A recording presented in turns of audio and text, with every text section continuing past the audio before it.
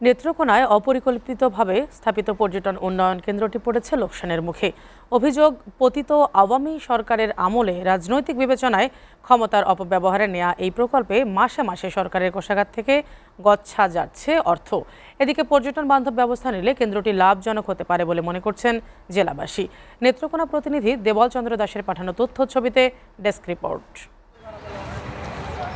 বাংলাদেশ পর্যটন কর্পোরেশন 2019 সালের অক্টোবরে নেত্রকোনার মোহনগঞ্জের হাওরপাড়ে গ্রাম আদর্শনগরে 8 কোটি 60 লাখ টাকা ব্যয়ে 6 একর জায়গার উপর আদর্শনগর পর্যটন কেন্দ্র নির্মাণ করা হয়। উপজেলা সদর থেকে 16 কিলোমিটার দূরে 2023 সালের নভেম্বরে মাল্টি কুইজিন রেস্তোরাঁ আর বিলাসবহুল শীততাপ নিয়ন্ত্রিত 7 কক্ষের পর্যটন কেন্দ্রটি বাণিজ্যিক কার্যক্রম শুরু করে।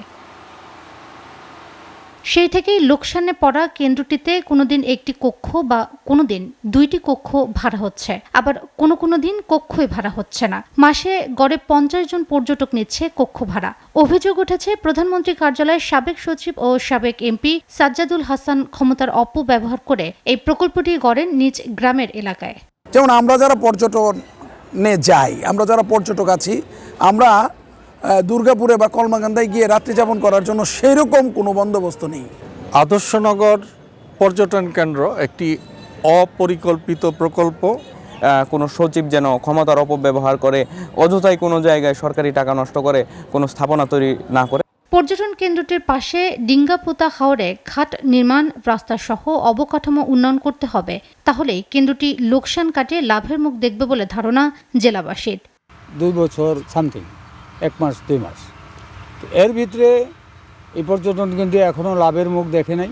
আমি গতকালকে আসছি দেখার জন্য, এসে দেখি এখানে দেখার মতো কোনো কিছুই নাই। শুরু থেকেই লোকসানে চলার কথা স্বীকার করে কেন্দ্রটির ব্যবস্থাপক বলেন, কেন্দ্রটির পাশে একটি কৃষি গবেষণা কেন্দ্র স্থাপনের কাজ চলছে। আরও কিছু উন্নয়ন হলেই পর্যটন কেন্দ্রটি লাভজনক হবে। আশেপাশে কোনো পর্যটন দেখার মতো এই ধরনের কোনো কিছু নাই। এখানে পাশেই ডিঙ্গাপোতা হাওর, এই হাওরে শুধু নামেই হাওর, কিন্তু এখানে ঘাট নাই, কোনো স্পিডবোট নাই। আদর্শনগর পর্যটন কেন্দ্রটি শুরুর পর থেকেই 2 বছরে মোট 427 জন পর্যটকের আগমন ঘটে। আবাসিক ও রেস্তোরাঁ মিলিয়ে মোট আয় হয়েছে 28,29,000 টাকা আর ব্যয় হয়েছে মোট 31,25,000 টাকা।